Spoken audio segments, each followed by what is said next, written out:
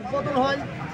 পূর্বে যে অধ্যক্ষ ছিল তার সাথে আমার এমন সুসম্পর্ক ছিল, আমি আর অধ্যক্ষ দুইজনে মিলে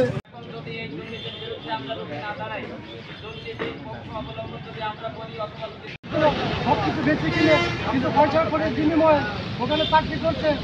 এই আমরা এইটা উপরস্থ কর্মকর্তা বা মহলে আমরা আকুলভাবে আবেদন জানাতে চাই যেন এই দুর্নীতিবাজ অধ্যক্ষ মহোদয় একে যেন তার সপদে ফিরে দেওয়া হয় বা তাকে যেন অব্যাহতি প্রদান করা হয়।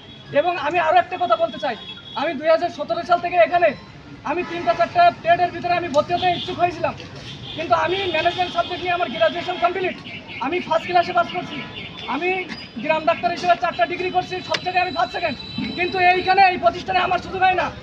আমার আব্বা আম্মা বলে যে বাসা তোমার তো সব জায়গায় ফার্স্ট সেকেন্ড, তুমি কেন এখানে সুযোগ পাও না?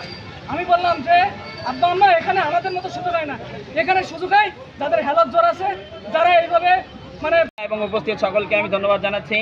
তো আমি সাথে সাথে বলতে চাই, এখানে দল মত নির্বিশেষে দুর্নীতির বিরুদ্ধে প্রত্যেকটা নাগরিকের অধিকার আছে রুখে দেওয়ার, কথা বলার এবং প্রতিবাদ করার, ঠিক কিনা?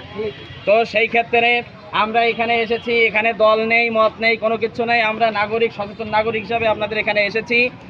এই জন্য এসেছি যাতে করে আমাদের এইখানে, আমাদের এই প্রতিষ্ঠান, এটা তো কারো ব্যক্তিগত না, এটা জনগণের প্রতিষ্ঠান, এই জনগণের প্রতিষ্ঠানের দুর্নীতি 5 তারিখের পরে থাকবে এটা আমরা আশা করি না।